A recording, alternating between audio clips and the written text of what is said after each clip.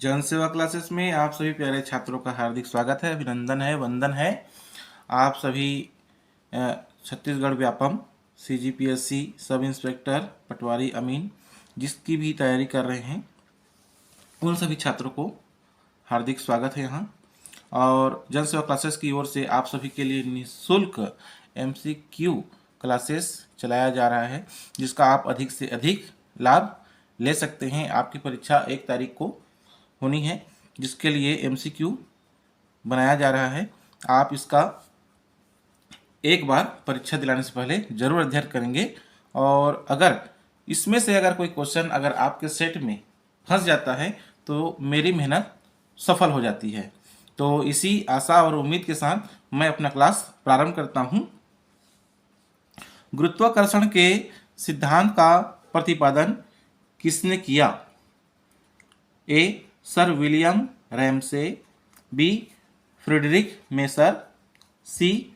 Sir Isaac Newton, D. Joseph आस्पडीन।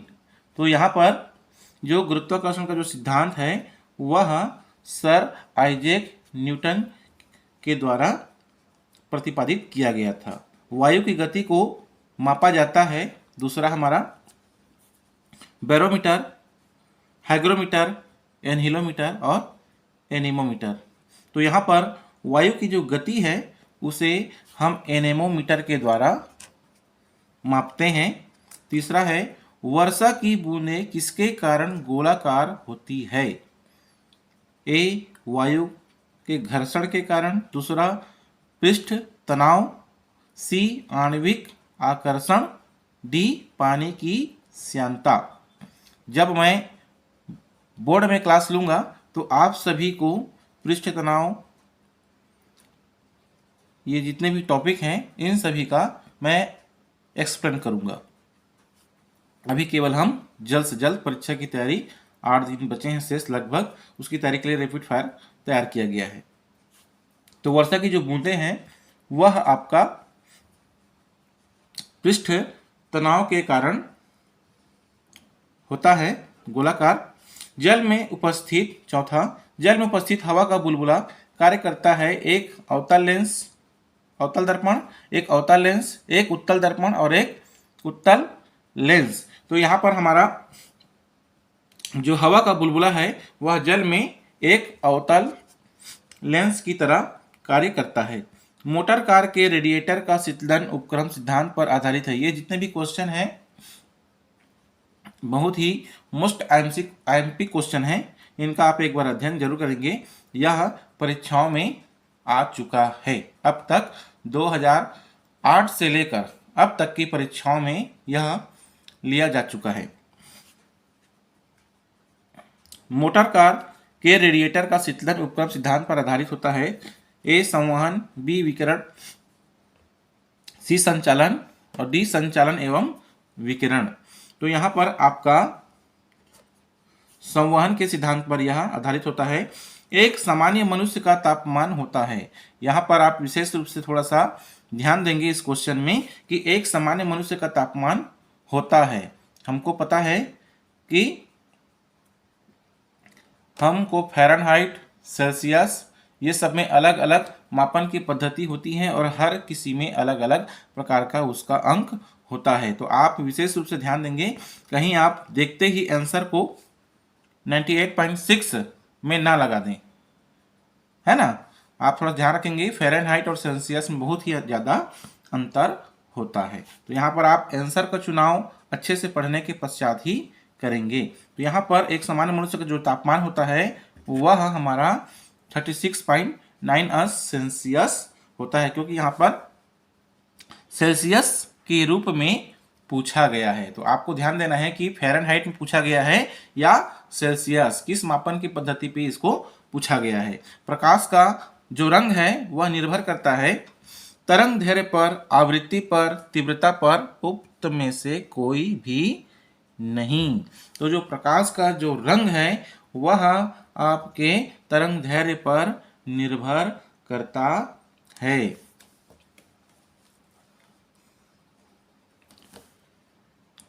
8वां question, त्रिविमीय चित्र निम्न में से किसके द्वारा लिया जाता है? फोटोग्राफी, होलोग्राफी, रेडियोग्राफी और फोटोक्रोमेटिक लेंस। आप सभी ने एक छोटा सा नोटिस किया होगा कि जब हम कोई पुस्तक लेते हैं या कोई सामान लेते हैं तो उसमें एक होलोग्राम स्टिकर लगा हुआ होता है, और जब हम उसको लाइट के प्रकाश में या ऐसे ही हम देखते हैं तो वह अलग अलग रंगों में दिखाई देता है। चमकीला सा छोटा सा स्टिकर होता है, वही जो स्टिकर होता है उसी के द्वारा आपका त्रिविमी चित्र होता है, उसे हम बोलते हैं बनने की प्रक्रिया को होलोग्राफी। प्रकाश वर्ष एक इकाई है। 9 क्वेश्चन। प्रकाश वर्ष एक इकाई है। समय, चाल, त्वरण और दूरी। तो प्रकाश वर्ष को हम एक दूरी के द्वारा हम इंगित करते हैं, इसलिए उसका जो आंसर है वो दूरी होगा। एक प्रकाश वर्ष कितने मीटर के बराबर होता है? तो यहाँ पर 9.46 मल्टीप्लाई 10 स्क्वायर 15 है ना, या फिर अपन हिंदी में भी बोल सकते हैं 3.084 इंटू 10 के पावर 16, 1.495 मल्टीप्लाई 10 की घात 11 और 3 मल्टीप्लाई 10 की घात 8। अब यहाँ पर हमारा यह एक प्रकाश वर्ष कितने मीटर के बराबर होता है? तो यहाँ पर हमारा जो आंसर होगा वह पहला होगा। आशा है आप सभी छात्रों के लिए यह उपयोगी होगा। हमारा 11वां क्वेश्चन। एक टेलीविज़न का रिमोट किससे संबंधित होता है? हमारा जो टीवी है उसमें एक रिमोट स्पेशल होता है, उस रिमोट का जो सेंसर होता है वह किस पर डिपेंड करता है, किस पर वर्क करता है? तो ए पराबैंगनी किरणों, बी अवरक्त संकेतों से, तीसरा एक्सरे से और चौथा उपरोक्त में से कोई भी नहीं। तो यहाँ पर हमारा वह अवरक्त संकेतों के माध्यम से कार्य करता है। 12 क्वेश्चन है हमारा, निम्नलिखित रंगों के तरंग दैर्ध्य को उनके बढ़ते क्रम से व्यवस्थित कीजिए। आपको एक विशेष रूप से ध्यान देना है। हमारा जब इंद्रधनुष बनता है तो इंद्रधनुष बनने के कारण उसका एक शॉर्ट फार्मूला भी होता है, विबग्योर बोलते हैं जिसको अपन हम इंग्लिश में, और हिंदी में बैजानीय पिनाला, बैजानीय पिनाला। 7 कलर होते हैं, विबग्योर जिसे कहा जाता है। तो आप उसके माध्यम से भी आप उसके क्रम को पहचान सकते हैं, बैजानीय पिनाला या फिर विबग्योर। तो यहाँ पर हमारा जो आंसर होगा वह होगा बी ऑप्शन, बैंगनी, 4 नीला, पीला, नारंगी। 13 क्वेश्चन हमारा 13, निम्न विकिरणों को उनके आवृत्ति के घटते क्रम में व्यवस्थित कीजिए। बहुत ही मोस्ट एमपी क्वेश्चन है, आप इसे एक बार जरूर अध्ययन करेंगे। रेडियो तरंगे, एक्स किरणें, सूक्ष्म तरंगे और पराबैंगनी किरणें। तो यहाँ पर हमारा जो आवृत्ति के आधार पर हम उनको जब हम घटते क्रम में व्यवस्थित करते हैं तो यह हमारा होता है पहला बी एक्स किरणें, दूसरा डी पराबैंगनी किरणें, तीसरा सी सूक्ष्म तरंगे, चौथा ए रेडियो तरंगे। भूकंप का पता लगाने वाले यंत्र का नाम क्या है? 14 क्वेश्चन हमारा, जो भूकंप का पता लगाता है उस मशीन का क्या नाम है? Audiometer, galvanometer, crescograph, seismograph. तो यहाँ पर हमारा होगा सिस्मोग्राफ के द्वारा भूकंप का पता लगाया जाता है। 15 क्वेश्चन हमारा, एक बल्ब का तंतु बना होता है। हम देखते हैं एक बल्ब होता है और उस बल्ब के अंदर में एक छोटा सा जो फिलामेंट होता है जलता है, वह किससे बना हुआ होता है? एल्यूमिनियम, टंगस्टन, लेड और तांबा। इन चारों में से वह जो बना होता है वह टंगस्टन से बना हुआ होता है। 16 क्वेश्चन हमारा, प्रत्यावर्ती धारा को दिष्ट धारा में परिवर्तित करने वाली युक्ति को कहते हैं। ये सभी क्वेश्चन बहुत ही ज़्यादा एमपी हैं, रिपीटेशन बार बार होता है।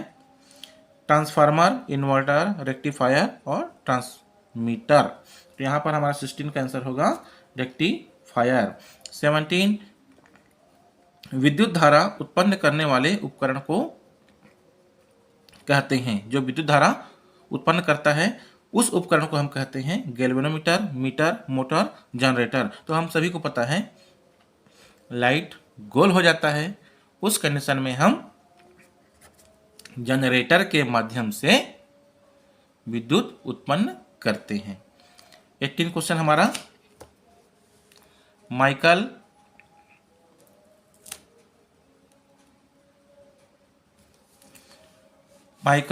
फैराडे किस आविष्कार के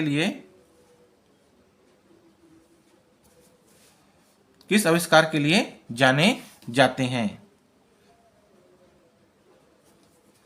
क्वांटम सिद्धांत, विद्युत चुंबकीय प्रेरण, नाभिकीय भट्टियां और अगला हमारा है गुरुत्वाकर्षण सिद्धांत। तो माइकल फैराडे का जो नाम है वह स्पेशली विद्युत चुंबकीय प्रेरण के लिए जाना जाता है। हमारा 19 क्वेश्चन है, घरेलू विद्युत सप्लाई के दौरान काले रंग का आवरण युक्त तार होता है। उदासीन तार, भू तार, फ्यूज तार और विद्युन्मय तार। तो यहाँ पर हमारा जो काले कलर का जो तार होता है वह होता है उदासीन तार। ट्यूबलाइट में नेक्स्ट 20 क्वेश्चन, ट्यूबलाइट में चोक लगाने का उद्देश्य है।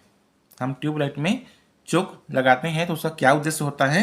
तो धारा कम करने हेतु, धारा अधिक करने हेतु, वोल्टेज को अधिक कम करने हेतु, क्षणिक कम करने हेतु, वोल्टेज को क्षणिक अधिक करने हेतु। तो यहाँ पर ट्यूबलाइट में जब हम चोक लगाते हैं तो उसका जो उद्देश्य होता है वह वोल्टेज को क्षणिक अधिक करने के लिए यूज किया जाता है।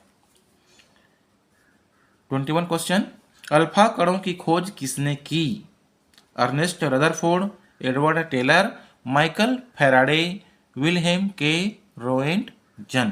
तो यहाँ पर हमारा अर्नेस्ट रदरफोर्ड ने उसकी खोज की थी। मैं सभी आप छात्रों को एक से बढ़कर एक बेहतरीन ट्रिक देने वाला हूं। आप इस चैनल पर बने रहेंगे। मैंने अपनी मेहनत में जो ट्रिक्स तैयार किए हैं उन सभी ट्रिकों को आपको जरूर दूंगा ताकि आप परीक्षा में अधिक से अधिक नंबर लेकर अपनी सफलता सुनिश्चित करेंगे। 22 क्वेश्चन है, सुमेलित है मतलब ऑलरेडी यह सही है। अगर ऐसा क्वेश्चन में आपको मिले तो आप थोड़ा सा जरूर ध्यान देखेंगे इसको। सुमेलित है उसमें से कोई एक सुमेलित नहीं रहेगा उसे ही, या फिर सुमेलित नहीं है तो उसमें से एक को माइनस करना है, घटाना है कि वो कौन सा है। सारे के सारे सही रहेंगे, एक गलत रहेगा। सुमेलित है तो भी आपको देखना है कि ये जो 5 दिए गए हैं इन पांचों में से कौन सा सुमेलित है। तो आपको विशेष रूप से ध्यान देना है। लेकिन मैंने यहाँ पर बनाया है कि आपका एक साथ 6 क्वेश्चन आपका यहीं पे बन गया।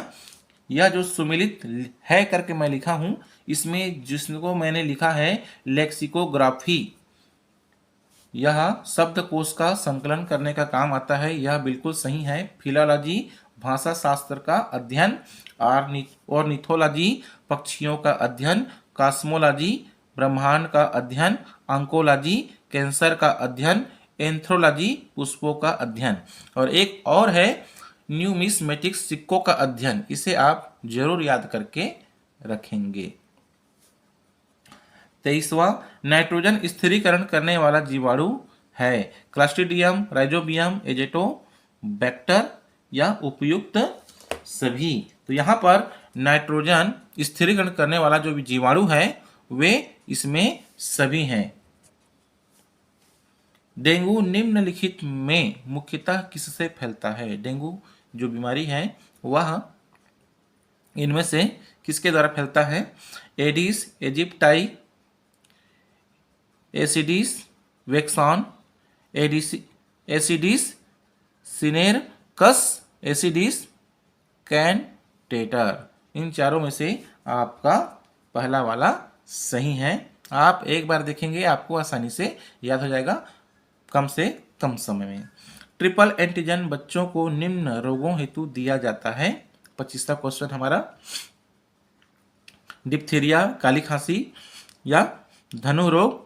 बी ऑप्शन पोलियो, चेचक, डिप्थीरिया। सी धनु रोग, चेचक, काली खांसी। डी काली खांसी, धनु रोग, पोलियो। तो इसमें से हमको किसी एक को चयन करना है। तो ट्रिपल एंटीजन जो होता है वह बच्चों को हमारा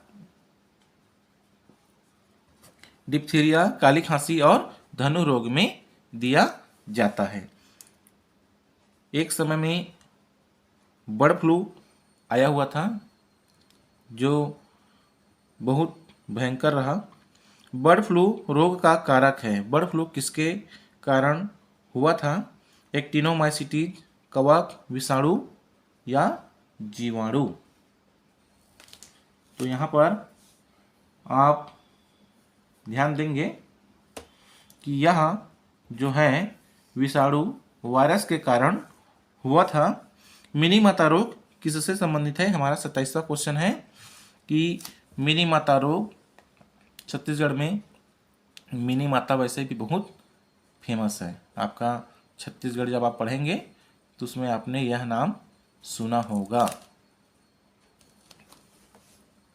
कैडमियम, लेड, आर्सेनिक या मर्क्यूरी। तो मिनी माता जो रोग होता है वह मर्क्यूरी से संबंधित है। नेत्रदान में आंख का कौन सा भाग उपयोग में आता है? जब हम नेत्रदान करते हैं तो हमारे आंखों का कौन सा हिस्सा है वह उपयोग में आता है? कार्निया, आइरिस, नेत्र लेंस, रेटिना। तो जब हम दान करते हैं तो हमारा जो कार्निया है वह ही केवल उपयोग में आता है। पूरी आंख को निकालकर आंखों में फिट नहीं किया जाता। अल्जाइमर रोग में मानव शरीर का कौन सा अंग प्रभावित होता है? 29 क्वेश्चन। कान, मस्तिष्क, वृक्क, फेफड़े। हमारा 29 मस्तिष्क। दूध किस बैक्टीरिया के कारण खराब होती है? हम जिस क्वेश्चन को नॉर्मल है समझ के नहीं पढ़ते हैं वही क्वेश्चन व्यापम उठाता है। Aspergillus, Pseudomonas, Lactobacillus, Staphylococcus.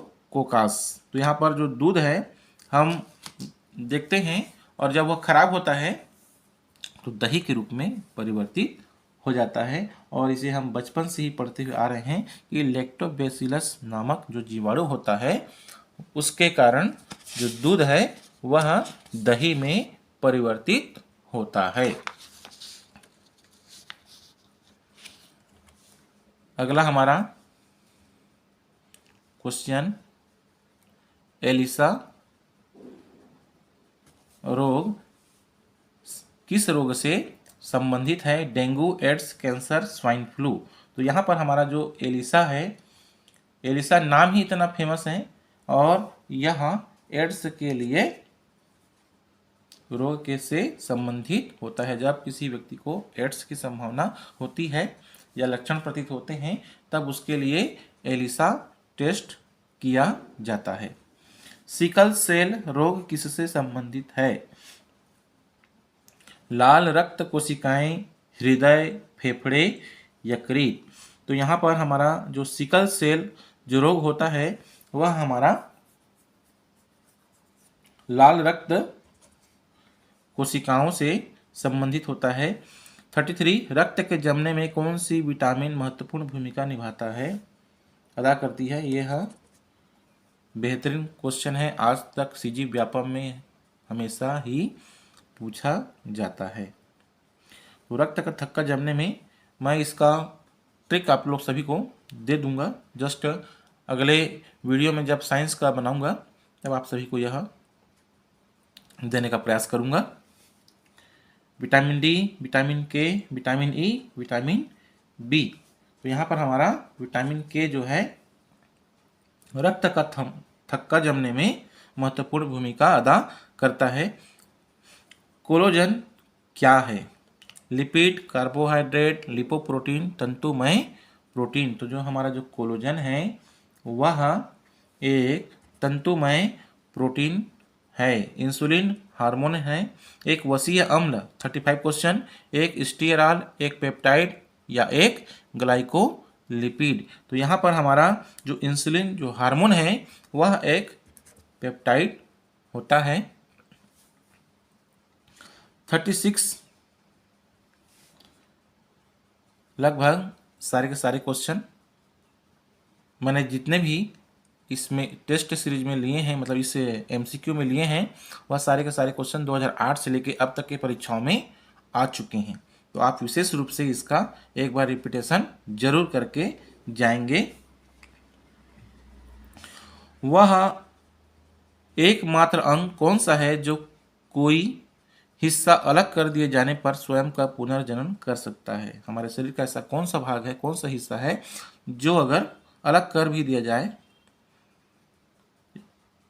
तो वह फिर से उत्पन्न हो जाता है? वृक्क, जिसको अपन गुर्दा बोलते हैं, यकृत, हृदय या मस्तिष्क।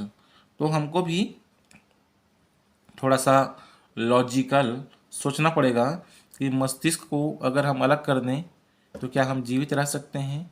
हृदय को अगर हम अलग कर दें तो क्या हम जीवित रह सकते हैं? ऐसा आपको वृक्क, किडनी अगर हम अलग कर दें तो क्या हम जी सकते हैं? ऐसा कुछ थोड़ा सा आपको भी सोचना पड़ेगा, क्योंकि लगभग सारे आंसर हमको यही प्रतीत होते हैं कि सारे के सारे सही हैं। हमको अंदाज़ा लगाना मुश्किल हो जाता है कि ए बी सी डी में से कौन सा ऑप्शन सही होगा। यही व्यापम की पहचान है। परीक्षा लेने वाला आपकी वही समझने की क्षमता को आकलन करना चाहता है कि आपने कितना अध्ययन किया है। तो यहाँ पर हमारा 36 यकृत। कौन सा ब्लड ग्रुप सार्वभौमिक दाता है? ऐसा कौन सा ब्लड है, ग्रुप है जो हर किसी को दिया जा सकता है? 37 ए बी और ओ। तो हमारा ओ जो है वो सर्वदाता होता है, हर किसी को हम ब्लड दे सकते हैं। मनुष्य के 38 मनुष्य के शरीर के रक्त का पीएच मान होता है 7.4, 8.4, 6.4, 4.8। तो यहाँ पर हमारा जो मनुष्य का जो शरीर का जो पीएच मान होता है वह आपका होता है 7.4। मानव के श्वेत रक्त कणों, जिसको अपन WBC के नाम से जानते हैं, का व्यास होता है लगभग, यह मैंने सिमिलर आगे बढ़ते क्रम में लगा दिया है, 0.7 मिलीमीटर, 0.07 मिलीमीटर, 0.007 मिलीमीटर, 0.0007 मिलीमीटर। तो आपका सी ऑप्शन सही है। एंटीजन एक पदार्थ है। एक हमारा निंजा ट्रिक आता है। निंजा ट्रिक में अगर माइनस मार्किंग नहीं है तो सबसे ज़्यादा सी वाला जो ऑप्शन होता है उसमें आंसर छिपे हुए होते हैं। जब तक हम लोगों ने पेपर दिलाया है तब तक हम लोगों ने इस निंजा ट्रिक का उपयोग किया है। अब तो पैटर्न हर समय बदलते हुए जा रहा है। अब कोई ज़रूरी नहीं है कि अधिकांश ऑप्शन सी के हों, ए बी या डी भी हो सकता है, लेकिन अभी भी माना जाता है कि निंजा ट्रिक के अकॉर्डिंग सी ऑप्शन सबसे ज़्यादा अधिक होता है। तो आप अपने बुद्धिमत्ता का प्रयोग करते हुए देख लेंगे, मेरे कहने के अकॉर्डिंग अपने ही चलेंगे कि सर सी बोल दिए तो सी को ही मारना है। आप थोड़ा सा अपना दिमाग देखेंगे कि पैटर्न किस तरीके से जा रहा है। अगर आप आंसर हल कर रहे हैं और यहाँ पर हमारा सी है, बी है, डी है, ए है, सी है, तो यहाँ पर हमारा जो, अगर हम एक्यूरेट आंसर को जानते हैं तो हमारा यहाँ पे निंजा जो ट्रिक है काम नहीं कर रहा है।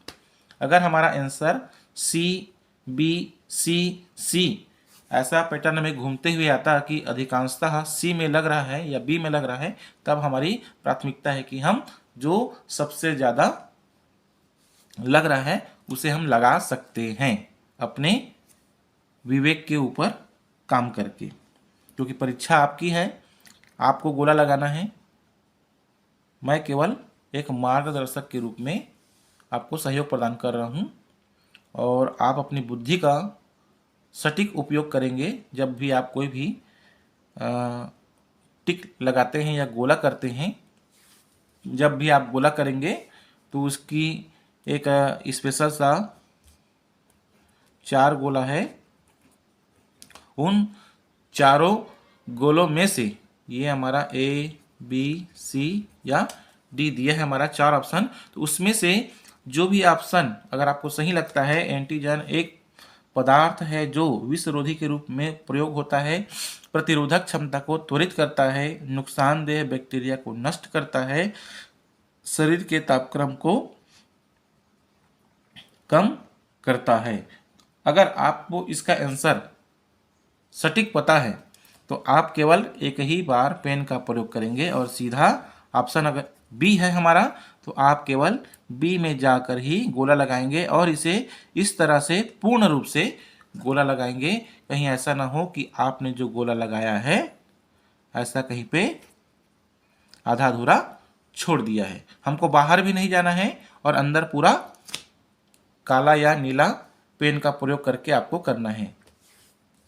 जब भी आप OMR शीट का फॉर्म फिलअप करेंगे तो आपको रोल नंबर दिया रहेगा, उस रोल नंबर के नीचे में, खाने के नीचे में 0 से लेके 9 तक का अंक दिया रहेगा। उन में से केवल अगर आपका रोल नंबर 1 है तो आप केवल वहाँ पे 0 और 1, 0 को छोड़ने के पश्चात 1 में ही गोला लगाएंगे। उसके पश्चात सेकंड जो अंक है अगर वो मान लीजिए 3 है तो आप केवल 3 उसी के नीचे वाले 3 ऑप्शन को ही गोला लगाएंगे। ये नहीं कि केवल एक सीरीज दिया गया है यहाँ पर 0 से लेके 9 तक तो आप रोल नंबर आपका दिया गया है तो आप सारे के सारे को नीचे उतार दें, ऐसा भी नहीं है। आप केवल एक में केवल एक ही गोला का प्रयोग करेंगे, जैसा आपको सीक्वेंस में अंक दिया रहेगा उसी प्रकार से। टेस्ट बुकलेट भी दिया रहेगा, सेट भी आपको लिखना पड़ेगा। आपका हस्ताक्षर जैसा आपका प्रवेश पत्र में दिया गया है सेम टू सेम आपको वैसा ही करना है। अब हिंदी में किए हैं, इंग्लिश में आपको एडवांस बनने की ज़रूरत नहीं है। अब तो व्यापम ऐसे भी नकल प्रकरण के कारण आपको टिप टॉप पहनने की सुविधाएं भी नहीं देने वाला है। आप केवल टी शर्ट हाफ लोअर में पेपर देने जाएंगे, तो इसीलिए दिमाग से स्मार्ट बनिए, कपड़े से स्मार्ट बनने की आवश्यकता नहीं है, क्योंकि व्यापम हाई टेक टूल्स का प्रयोग कर रहा है। हड्डी रोग फ्लोरोसिस का कारण है जल में उपस्थित कीटाणुनाशक, जल में उपस्थित CO2, जल में उपस्थित फ्लोराइड, जल में उपस्थित फ्लोरोकार्बन। तो ये हमारा 41 क्वेश्चन है। हमारा यहाँ पर जो आंसर होगा जल में उपस्थित फ्लोराइड के कारण फ्लोरोसिस जो हड्डी में रोग है वह होता है। मानव शरीर की सबसे बड़ी अंतःस्रावी ग्रंथि है यकृत, पैराथायराइड, अग्नाशय या थायराइड। 42 क्वेश्चन। यहाँ पर हमारा थायराइड सबसे बड़ी अंतःस्रावी ग्रंथि होती है। मास्टर ग्रंथि, यह मेरा सबसे फेवरेट क्वेश्चन रहा है आज तक 10th 12th में पढ़ते समय और कंपटीशन की तैयारी करते समय।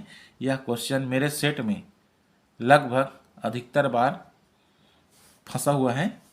मास्टर ग्रंथि के नाम से जाना जाता है। एड्रिनल ग्रंथि, पीयूष ग्रंथि, अग्नाशय, एड्रिनल ग्रंथि। जब 2008 में मैंने पेपर दिया था तो उस समय इसी के ही प्रकार के ही क्वेश्चन उसमें आए हुए थे 2008। फिर उसके बाद में 10-11 में ऐसा व्यापम ने भर्ती लिया था। तो यहाँ पर हमारा एड्रिनल ग्रंथि, पीयूष ग्रंथि, अग्नाशय और एड्रिनल ग्रंथि, तो यहाँ पर हमारा जो आंसर होगा वह पीयूष ग्रंथि को ही मास्टर ग्रंथि कहा जाता है। और इसको आसानी से याद रखने का एक ट्रिक और है कि पीयूष ग्रंथि को मास्टर कहा जाता है तो आप अपने जिस भी टीचर को मास्टर को अपना आदर्श मानते हैं उनको आप आज से पीयूष के नाम से मन से संबोधित करेंगे कि पीयूष जो आपके मास्टर थे, टीचर थे, वे आपके बहुत ही प्रिय थे। आप परीक्षा में आसानी से आपको याद हो गया होगा, उम्मीद है मुझे, क्योंकि मैं ऐसे ही ट्रिकों का प्रयोग करता हूं और भी बेहतरीन ट्रिक हैं आपके मेरे पास, आप सभी को देने वाला हूं मैं जल्द से जल्द।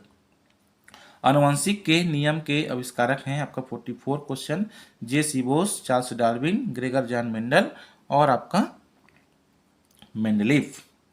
तो यहाँ पर हमारा जो 44 क्वेश्चन का आंसर होगा वह है, गेस कीजिए, ग्रेगर जॉन मेंडल। किस वर्ष प्रथम टेस्ट ट्यूब बेबी का जन्म हुआ था? 45 क्वेश्चन, 1978, 1988, 1998, 2008। यह केवल 10-10 साल के वर्षों में पैटर्न आगे बढ़ते हुए गया है। तो हमारा जो टेस्ट ट्यूब बेबी है उसका जो जन्म है वह 1978 में हुआ था। किसी मनुष्य की आंख से किसी वस्तु की तस्वीर कहाँ पर बनती है? जब हम 10th क्लास में पढ़ते हैं तो वहां पर आंख का एक चैप्टर है, आंख से संबंधित स्पष्ट दूरी, न्यूनतम दूरी, आंखों का रोग और आंख से संबंधित बहुत सारी जानकारियां हैं। और उत्तल लेंस, अवतल लेंस, जितने भी प्रकार के हैं उसमें भी 1-2 ट्रिक बनते हैं, वो भी आपको मिल जाएंगे। Iris, retina, प्यूपिल, cornea. किसी मनुष्य की आंख से किसी वस्तु की जो तस्वीर है वह जो बनती है रेटिना पर बनती है। नेत्रदान में आंख का कौन सा भाग उपयोग होता है? जब कोई व्यक्ति खत्म होता है तो वह उसकी आंख का कौन सा हिस्सा है जो वह प्रयोग किया जाता है? नेत्र लेंस, आइरिस, कार्निया, रेटिना, तो वो है कार्निया। मानव शरीर की 48, मानव शरीर की कौन सी ग्रंथि इंसुलिन का स्त्राव करती है? Thyroid, thymus, pituitary, pancreas. तो यहाँ पर हमारा जो 48 नंबर का जो क्वेश्चन है उसके लिए हमारा पैंक्रियाज से, पैंक्रियाज याज भी बोलते हैं या फिर आज भी बोलते हैं, वह होगा। मानव शरीर की सबसे बड़ी ग्रंथि 49 क्वेश्चन, अग्नाशय, थायराइड, लीवर, पिट्यूटरी। यहाँ पर हमारा लीवर जो है मानव शरीर का सबसे बड़ा ग्रंथि है, उसकी छोटी भी होती है। चींटी के काटने पर उत्पादित अम्ल कौन सा है? जब चींटी काटता है तो कौन सा अम्ल उत्पन्न करता है?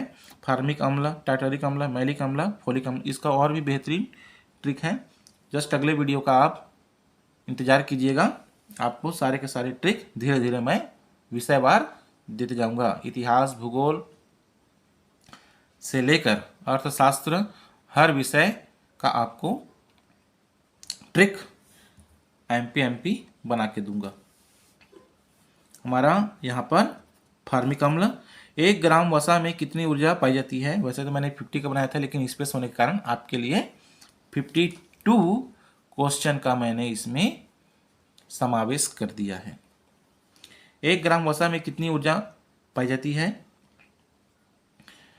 5 kcal kilo calorie, 7 kilo calorie, 10 kilo calorie, 9 calorie. तो यहाँ पर हमारा जो आंसर होगा डी ऑप्शन।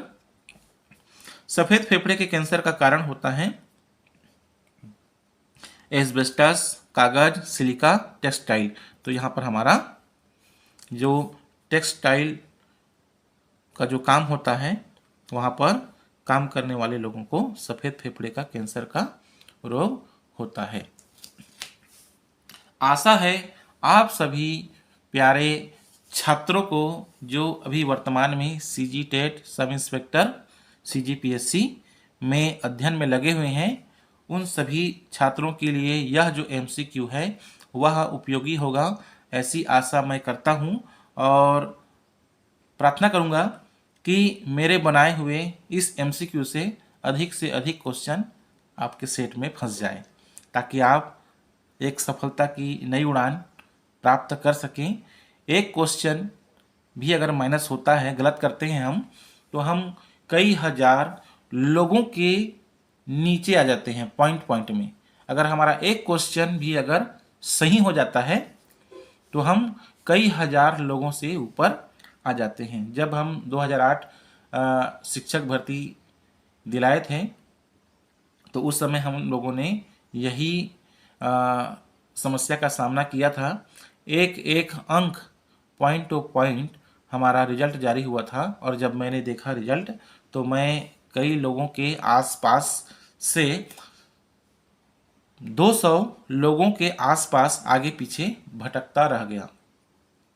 तो यह आपके साथ ना हो, आप अच्छे से तैयारी कीजिए, ईमानदारी से कीजिए और इस कम समय में सटीक से सटीक प्रश्नों का उत्तर याद कीजिए।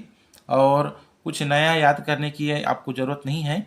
अभी जो परीक्षा का जो अंतिम समय होता है उसमें केवल आपको रिवीजन करना है। जो भी आपने अध्ययन कॉन्सेप्ट क्लियर किया है उस कॉन्सेप्ट को आपको रिपीटेशन करना है, रिवीजन करना है। अधिक से अधिक आपको एमसीक्यू में टिक लगाना है। अधिकांशतः होता है कि परीक्षा नज़दीक आती है तो हम याद करना चालू करते हैं। हम गति का प्रथम नियम, द्वितीय नियम, तृतीय नियम या कोई से भी कॉन्सेप्ट को अगर हम अभी क्लियर करना चाहेंगे तो उसमें हमारा 2 दिन वेस्ट हो जाएगा। तो क्यों ना हम उसके बजाय हम एमसीक्यू को फॉलो करें और अच्छा हमारा रिजल्ट आ जाए। इसके जस्ट पश्चात मैं आपको हिस्ट्री का, उसके बाद जियोग्राफी का कोशिश करूंगा कि एक ही दिन में आपको कम से कम 2 से 3 वीडियो बनाकर प्रस्तुत करूंगा। समय व्यवस्था के कारण मुझे भी वर्क विद्यालय जाना पड़ता है और समय देना पड़ता है।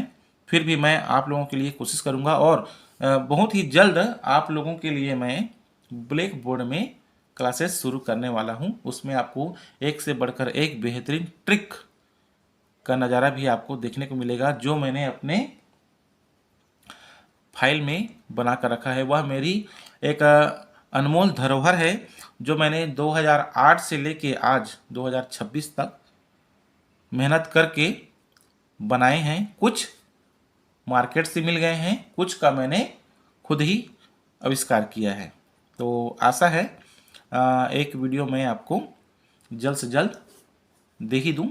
तो कोशिश करूँगा 2 से 4 दिनों के पश्चात आपका 28-29 के आसपास आपको देने का प्रयास करूँगा। तो जय जोहार, जय छत्तीसगढ़ और आप सभी प्यारे छात्रों को बेस्ट ऑफ लक।